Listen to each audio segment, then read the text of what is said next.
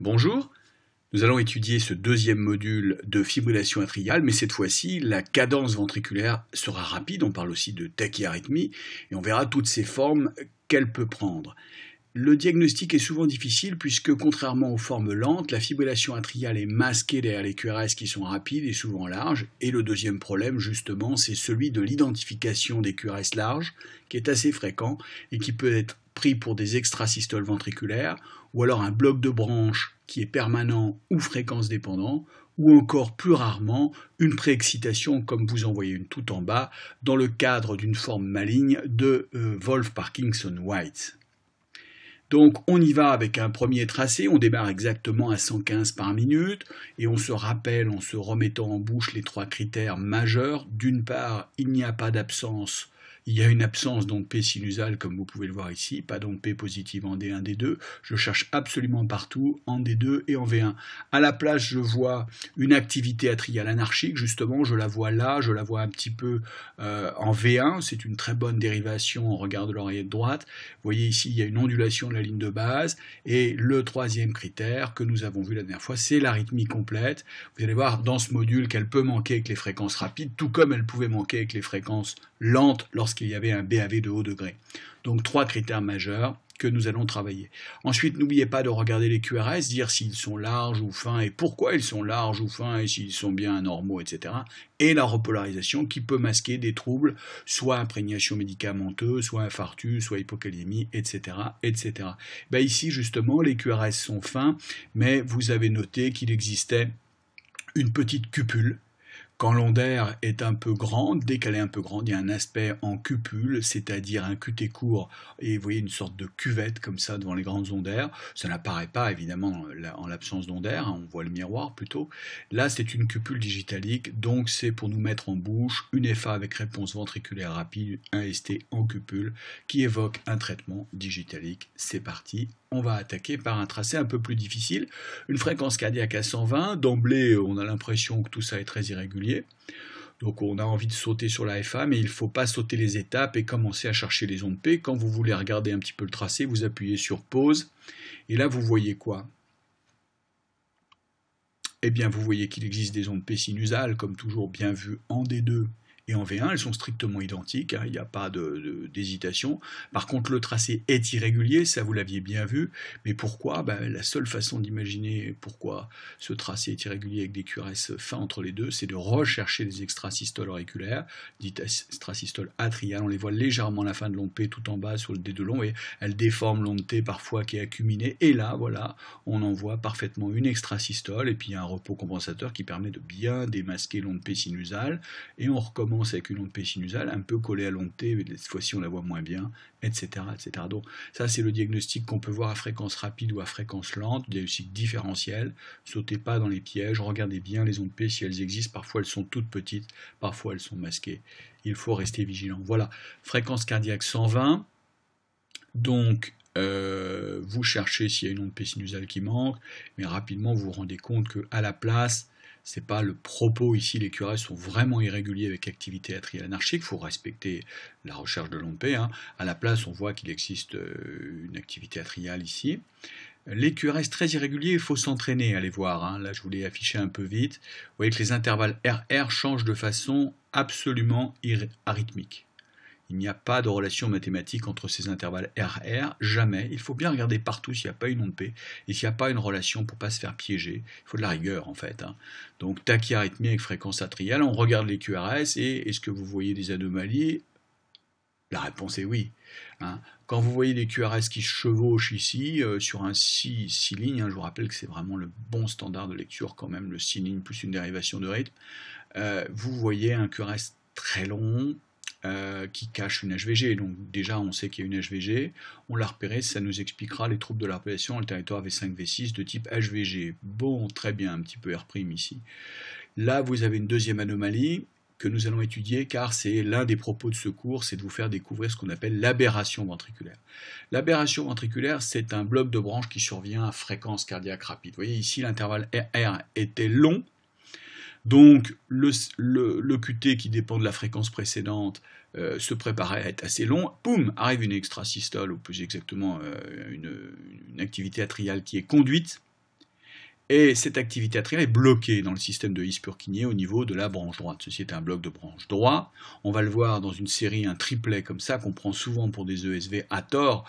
Regardez bien, l'aberration est précédée par un intervalle RR long, puis un intervalle RR court, et l'axe du QRS n'a pas changé. Contrairement aux ESV, vous voyez, on a toujours un petit aspect RS, toujours le même.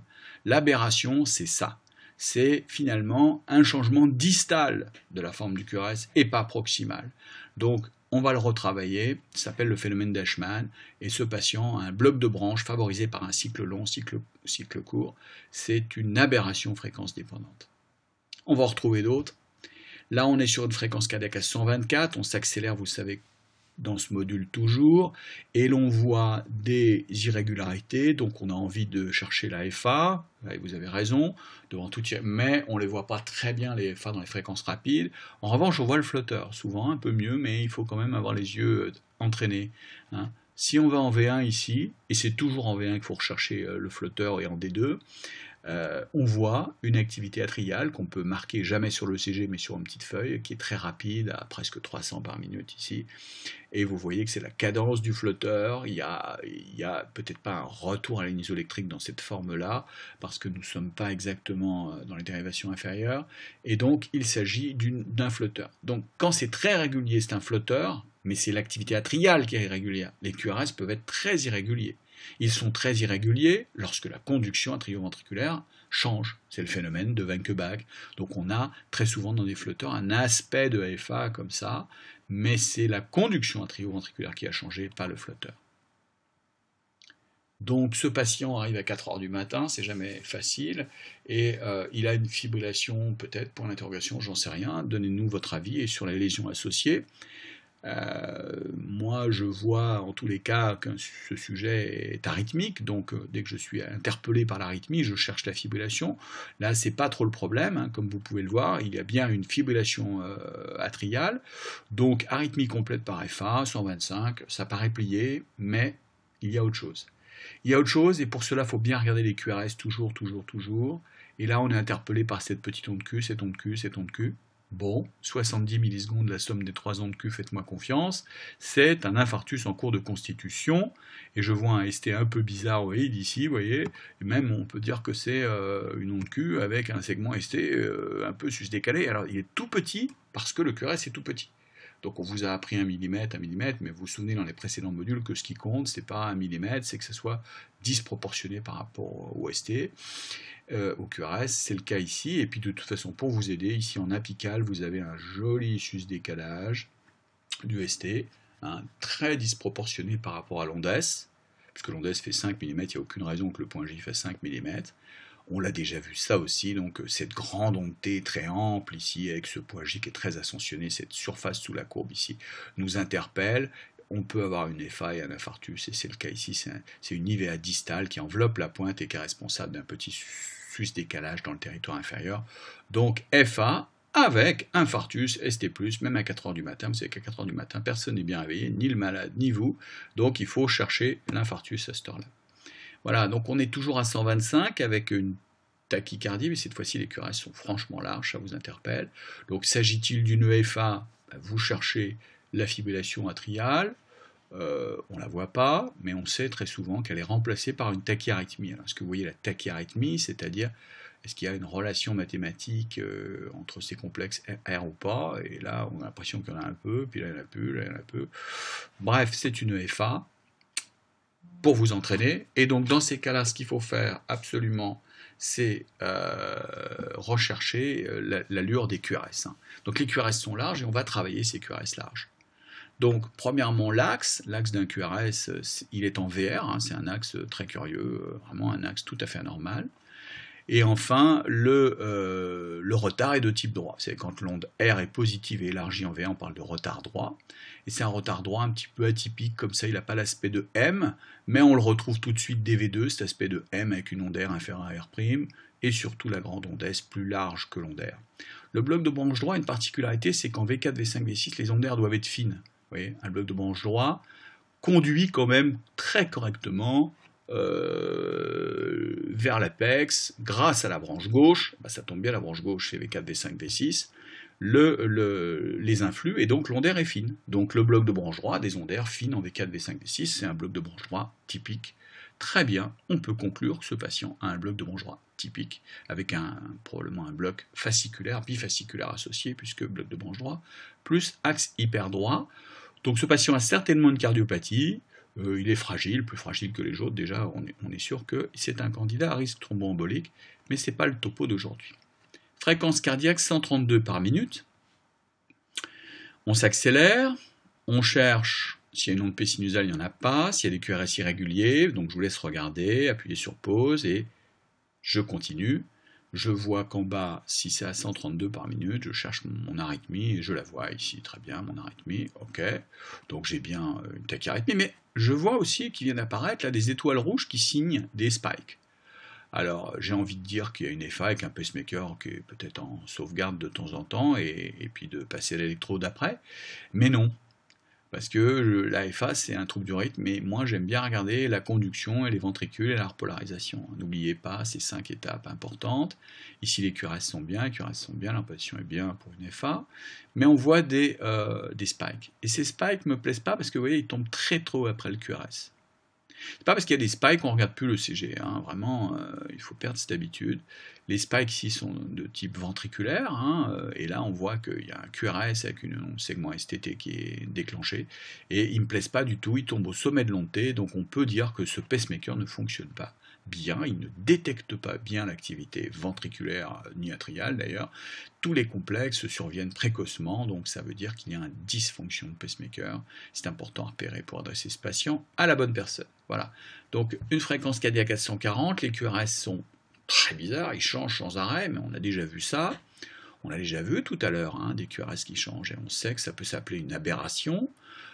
Donc on ne saute pas sur le diagnostic de tachycardie ventriculaire comme ça a été le cas ici, on regarde bien tous ces QRS, et là on est frappé par le fait qu'ils viennent de changer. Vous voyez, il y a une tachyrythmie, les QRS changent légèrement de forme, là ils sont un peu plus rapides là tout d'un coup, et là ils sont plus lents. Et quand ils sont lents, vous voyez que le QRS s'affine.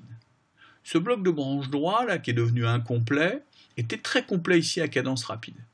Et puis il y a eu un intervalle RR long, et puis un intervalle RR court, et le bloc de branche droit réapparaît, donc ça plus ou moins, de façon plus ou moins importante. Mais c'est ça qu'il faut retenir, c'est que quand les QRS changent comme ça, vous voyez que c'est presque d'un complexe à l'autre, hein, il s'agit d'aberration. Il y a toute une description qui a été faite, vous retrouverez sur le livre ou sur le site internet, de l'aberration ventriculaire ou du bloc fréquence dépendant. Ici, on voit bien qu'il y a une arythmie complète tout en bas du tracé, que l'axe est fréquence dépendant, vous voyez que cet axe est fréquence dépendant, il change, quand je suis lent ça va, quand je m'accélère ça ne va plus, donc c'est un bloc fasciculaire un peu on peut dire, et le bloc de branche droit est fréquence dépendant aussi, donc c'est très important, on a une FA diagnostiquée sur l'arythmie complète, puisqu'on ne voit pas la FA, et on a une aberration fréquence dépendante, ça va nous aider. Parce que au lieu de penser que c'est une TV, comme on va le voir sur le tracé d'après, comme ici par exemple, eh bien on a vu l'aberration, on a vu qu'elle existait, et donc on comprend mieux ces changements comme ça d'axe. Là, il n'y a pas de changement de QRS, mais vraiment, je voulais vous montrer cette richesse sémiologique de l'aberration fréquence dépendante, et ce que ça peut donner comme forme. Quand on ne sait pas lire un ECG, on va dans le mur, on pense que c'est une TV, on met plein de produits, on choque, et ça ne sert à rien. C'est une aberration fréquence dépendante, il faut juste ralentir le cœur, vous voyez, c'est ce que naturellement le patient a fait, il s'est ralenti, son aberration se corrige. Et plus on va le ralentir, plus il va se normaliser, voilà. Ok, donc une belle aberration fréquence dépendante, bloc droit, et on a compris que c'était le diagnostic différentiel de la TV. Ça, c'est une petite curiosité, une mise en bouche, une fréquence cardiaque à 142 initialement. Le diagnostic d'arythmie complète ne pose pas de problème, les RR sont très irréguliers, mais là, il se passe quelque chose, une sorte de capture sinusale, c'est-à-dire que la FA s'est arrêtée, je voulais juste vous le montrer comme ça, comme étant une curiosité. De temps en temps, on peut avoir un complexe sinusal, vous voyez, et puis là une extrasystole, puis ça repart en vrille. Mais le plus important sur ce tracé, c'est pas qu'il y a des salves de tachycardie atriale, c'est que le trouble de la repolarisation ici est parti. Quand la cadence ventriculaire s'est ralentie, quand le complexe est devenu sinusal, vous voyez que le segment ST est devenu isoélectrique.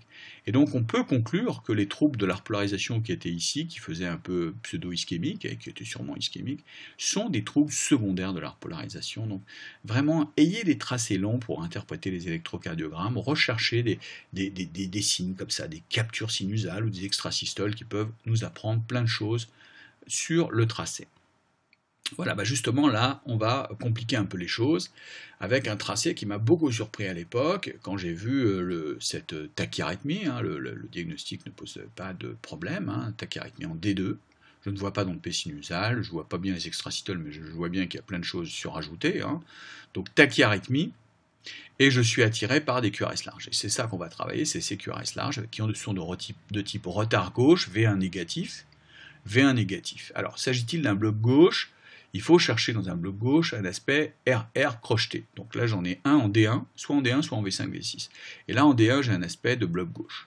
Donc j'ai envie de dire que c'est peut-être un bloc de branche gauche, hein, ces QRS larges là. Et pour cela, il faut que je regarde la pente en V1, V2, V3. Vous vous souvenez que l'aberration se voyait bien en V4, V5, V6 quand il s'agissait d'une aberration sur la branche droite. Et bien, quand c'est une aberration sur la branche gauche, la branche droite fonctionne très bien et m'active très bien la partie initiale du septum, donc j'ai une descente extrêmement rapide. Vous voyez.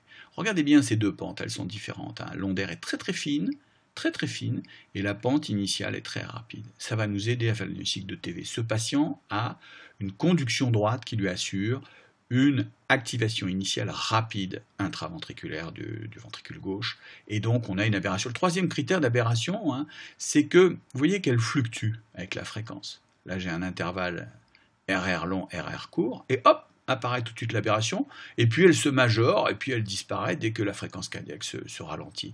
Donc ce côté fluctuant de l'aberration signe l'aberration. Donc ne voyez pas des extrasystoles ventriculaires, des TV et des je ne sais pas quoi, des choses complexes partout. Il s'agit sur la FA d'une richesse d'aberrations à connaître. On en a vu une sur la branche droite et sur la branche gauche. Voilà, tachyarrhythmie à QRS large en salve, on ne sait pas ce que c'est, on regarde si c'est un bloc de branche gauche, oui sur la forme initiale de l'ondaire et de la descente rapide, et on peut dire qu'il s'agit d'une FA réponse rapide avec aberration, fréquence dépendante. Voilà. Donc voilà exactement comment il faut procéder. On va travailler beaucoup les QRS larges maintenant, la fréquence s'accélère. S'agit-il d'une aberration, d'une fréquence, je ne sais pas, je prends mon temps, d'abord je cherche si c'est une FA. Alors vous pouvez appuyer sur pause pour rechercher l'irrégularité des QRS, voilà, et là on voit qu'il y a une arythmie complète. Franchement, j'ai beau chercher un autre diagnostic, hein, c'est comme ça qu'on procède, hein, c'est par élimination. Je ne vois pas d'onde P, je ne vois pas de flotteur, c'est très irrégulier, c'est une FA. Les QRS sont larges, hein, larges avec une négativité en V1, c'est un retard gauche. Je cherche un bloc de branche gauche, alors il est masqué ici à une ondaire R' en V6, là une ondaire R' en D1, c'est un aspect compatible avec un bloc de branche gauche. Je ne suis pas sûr, je continue. Je cherche si la pente, l'ondaire est très fine, et si la pente initiale est rapide. Et oui, je suis satisfait. C'est un bloc de branche gauche. Vous voyez qu'il n'y a pas d'aberration, cette fois-ci fréquence dépendante, puisque quand le cœur se ralentit, bah, ça lui fait ni chaud ni froid la conduction. Donc ça, c'est un bloc de branche gauche permanent, très accéléré par la FA, qui est comme ça impressionnant, hein, mais justement, plus on est rapide, plus on va être impressionné. Et on peut conclure au diagnostic de tachyarrhythmie avec bloc de branche gauche, HVG, si vous savez lire l'HVG dans un bloc de branche gauche, mais c'est un autre cours. Voilà. Donc ce patient, là, c'est quelque chose qu'on rencontre dans les services d'urgence ou au SMUR, il faut connaître, parce que c'est pas évidemment dans un cabinet de médecine générale, encore que ça peut arriver absolument partout, et que ce patient est venu à pied à l'hôpital avec une tachycardie très impressionnante, hein, initialement à 175, comme on va le voir. Donc, première chose, tachycardie à complexe large, je recherche une irrégularité, je la trouve. Vraiment, c'est très simple ici à trouver, il ne faut pas s'énerver.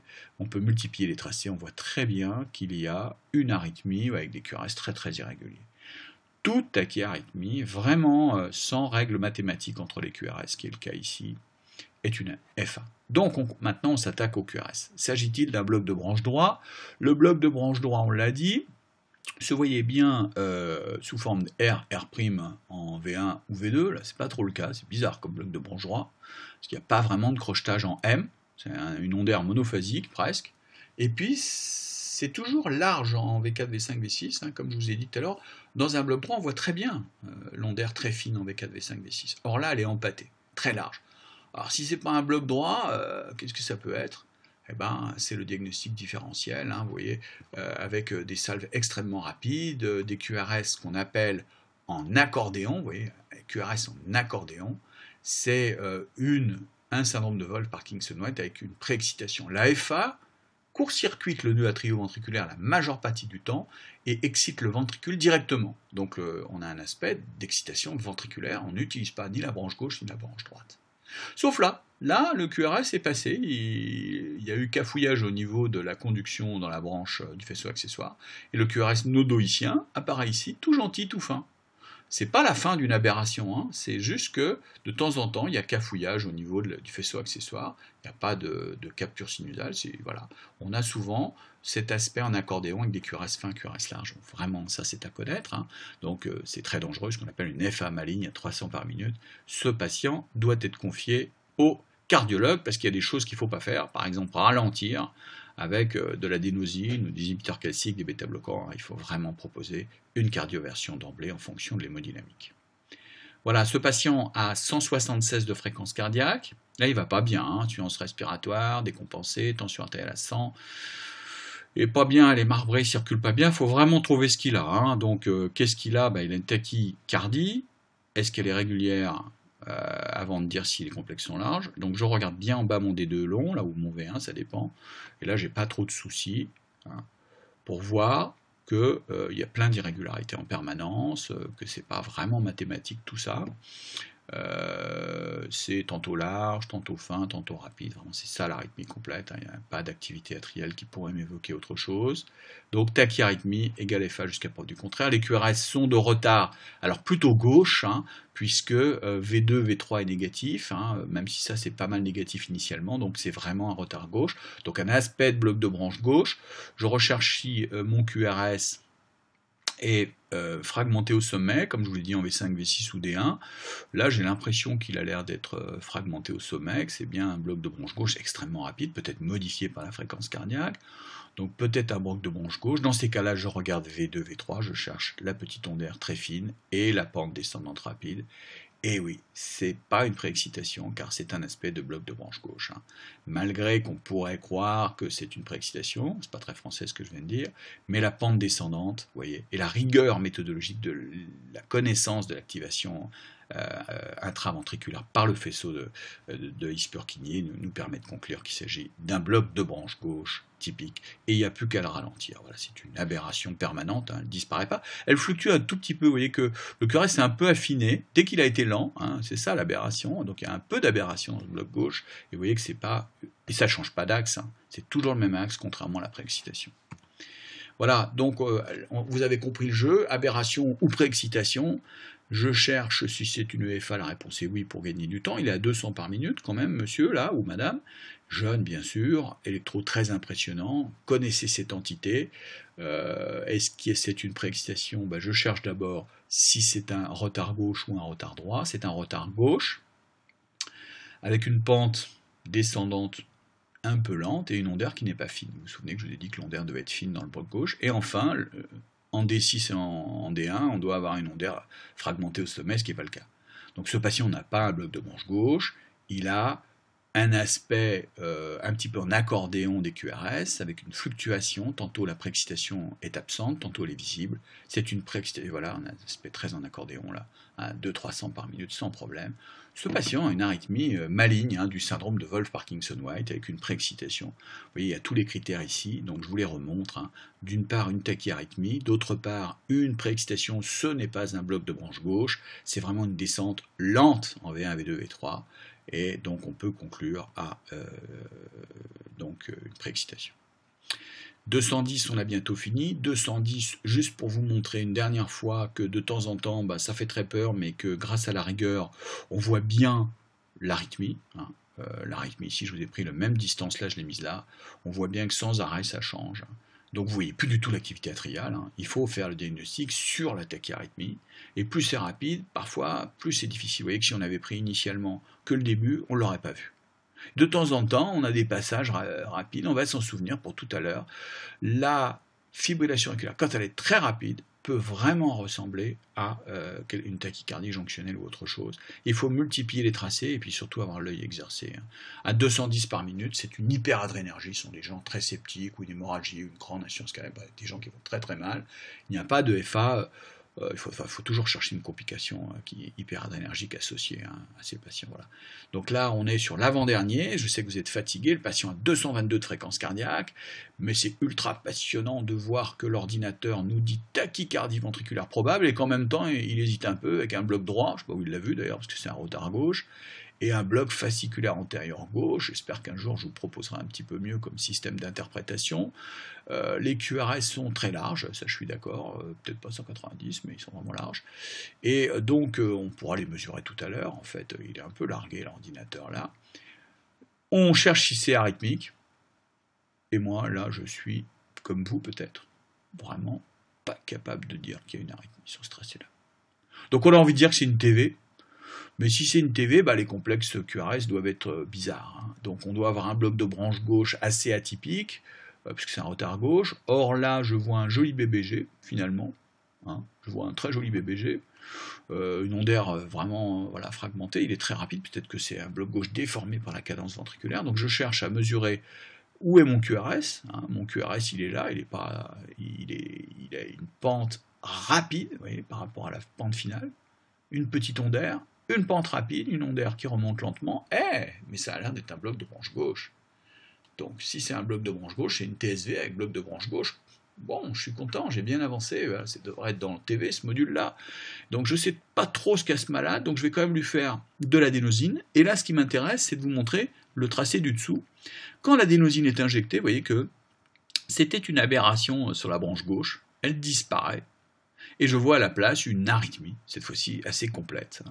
Donc c'est une arythmie complète démasquée par l'adénosine, c'est une fibrillation auriculaire, et c'était une aberration. Donc je voulais vous montrer vraiment qu'on peut faire avec très peu de choses de la rythmologie correcte, condition de comprendre ce qui se passe en cas de préexcitation et en cas de bloc de branche, et de connaître le phénomène d'aberration. Donc c'est vraiment l'outil recommandé qui est l'adénosine en cas de suspicion de TSV avec aberration. Voilà, le dernier tracé, ce patient est venu à pied à l'hôpital Saint-Louis, donc ça peut vous arriver, 267 par minute. On ne va pas trop l'étudier, parce qu'à 267, à vrai dire, on a multiplié les tracés, on a enregistré ce patient, on s'est dit qu'est-ce que c'est. Vous pourrez le regarder tout à l'heure tranquillement. Je vais prendre celui d'après pour aller un peu plus vite et vous montrer que quelques minutes après, souvent les FA changent de fréquence, c'est une FA, comme vous pouvez le voir, avec des cadences qui changent franchement. On voit bien qu'il y a des salves, comme on l'a vu tout à l'heure, de pseudo-régularité, mais que la plupart du temps, si on attend un peu, on voit l'irrégularité des QRS. Vous voyez qu'il n'y a pas d'aberration, elle ne change pas du tout l'aberration à cette fréquence-là. Les QRS sont de type, on va regarder, donc on voit un retard droit, un retard droit qui est aberrant, puisqu'il fluctue, de toute façon on le voit tout de suite, donc on sait que c'est une aberration, d'ailleurs je crois que l'ordinateur vous le dit même lui-même, aberration, c'est un peu compliqué à connaître. De temps en temps il fait de l'aberration, de temps en temps il n'en fait pas, donc on sait d'ores et déjà que c'est une tachyarrhythmie avec aberration sur la branche droite. Donc on retrouve nos critères, une ondaire R' dominante, RR' dominante et R' dominante, et ici une jolie petite ondaire, très fine, en V4, V5, V6, on a vu ça plein de fois, on est très à l'aise avec le bloc de branche droit, même quand ça s'accélère, à condition d'en avoir vu 2, 3 en phase d'accélération. Donc bloc de branche droit, FA, hyperadrénergie, et là je voulais vous montrer comment on l'a traité. Voilà, c'est le dernier tracé, donc on l'a ralenti avec des bêta-bloquants, puisqu'on a vu que c'était une FA, et là on voit l'aberration qui disparaît. Voilà, notre jolie aberration, petit RR', petit ondaire. Voilà, je voulais vous montrer vraiment que ces tracés peuvent être mieux compris quand on ralentit le cœur, et là, la FA ou le flotteur est démasqué ici de façon très efficace. Voilà, donc FA flotteur avec hyperadrénergie, ce patient a été guéri et n'a plus jamais récidivé d'ailleurs 3 ans après. Donc FA avec fréquence 115, c'est pas du tout le même problème que les FA rapides. Dans la FA lente ou à réponse ventriculaire normale, on voit bien l'activité atriale, on voit bien l'irrégularité absolue des QRS, mais il y a des difficultés, et ces difficultés sont haut situées, c'est au niveau de la conduction atrioventriculaire. On voit des blocs de haut degré, il faut apprendre à les rechercher, la FA masquée par un bloc de haut degré. Il y a les rythmes d'échappement, il y a les extrasystoles, tout ça complique le tracé, mais grossièrement c'est le BAV qu'il faut rechercher quand on est lent. Il faut rechercher évidemment les médicaments, puisqu'il n'y a pas d'intoxication à fréquence cardiaque rapide dans la FA par la digoxine. Voilà. Donc quand on est très rapide, la fréquence cardiaque à 115, Tout est différent, les autres problèmes sont différents. L'activité atriale est toujours ou quasiment toujours masquée, donc ne la cherchez pas. Ce qu'il vous faut, c'est chercher l'irrégularité des QRS, mais cette irrégularité des QRS, elle peut être masquée, on vient de le voir, hein, on a des pseudo-TV en pagaille. Hein. Donc plein de pièges qu'on a déjoués. Et troisièmement, on a des difficultés qui sont liées non plus au bloc AV, atrioventriculaire, mais au bloc intraventriculaire. Souvent, les QRS sont larges. Et c'est à vous, grâce à la maîtrise de la morphologie des QRS, de reconnaître ce qui est une bloc de branche, ce qui est une aberration et ce qui est une préexcitation. Voilà, je vous remercie, ce tracé a été très long, mais j'espère que vous avez appris plein de choses.